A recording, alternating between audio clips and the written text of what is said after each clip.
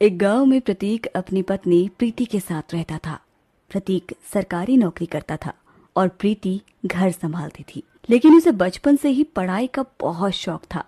एक दिन प्रीति प्रतीक से कहती है, सुनिए ना, मुझे बचपन से ही पढ़ाई करने का बहुत शौक है, लेकिन शादी के बाद मैं पढ़ाई पूरी नहीं कर पाई। तो क्या मैं अपनी पढ़ाई पूरी कर सकती हूँ? अरे ये तो बहुत अच्छी बात है। तुम आगे पढ़ना चाहती हो तो जरूर पढ़ो। सच कह रहे हैं आप? हाँ हाँ, बिल्कुल सच। अगर तुम अपना सपना सच करना चाहती हो तो इसमें मुझे भला क्या दिक्कत होगी। मैं तुम्हारे साथ हूँ। इसी सोच के साथ प्रतीक प्रीति का उत्तर प्रदेश पीसीएस की तैयारी करने के लिए काउंसलिंग कोचिंग प्रयागराज में दाखिला करवा देता है। प्रीति, मैंने पैसे तुम्हारे अकाउंट में डाल दिए हैं। कोई दिक्कत होगी तो बता देना। हाँ, मैंने मैसेज देख लिया था, मिल गए मुझे पैसे। प्रतीक अपनी परेशानी को भूलकर अपनी पत्नी प्रीति को पीसीएस ऑफिसर बनाने के लिए खुद भी खूब मेहनत करता। इधर प्रीति भी अपना बेस्ट देते हुए एग्जाम की तैयारी करती है और फिर जब यूपीएससी का रिजल्ट आता है तो प्रीति सबसे पहले प्रतीक को फोन लगाती है।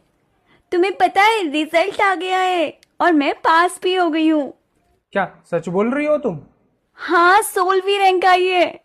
आज हमारी मेहनत रंग लाई।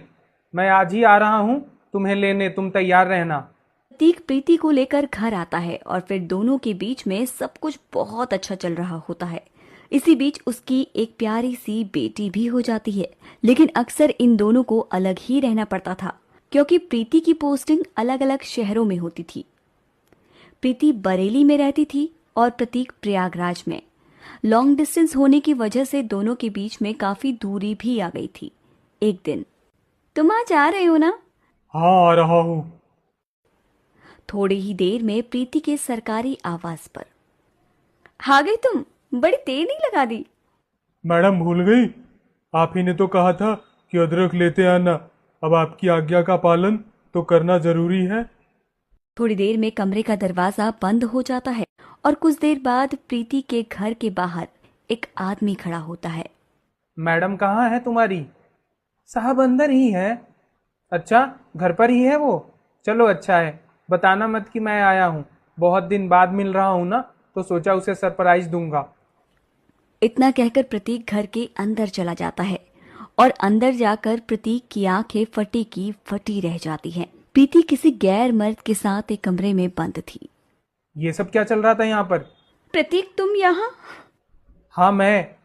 मेरे पीछे से सब गुल खिलाती हो तुम। तुम गलत समझ रहे हो प्रतीक। सच? अभी भी कुछ समझने को रह गया है क्या? और ये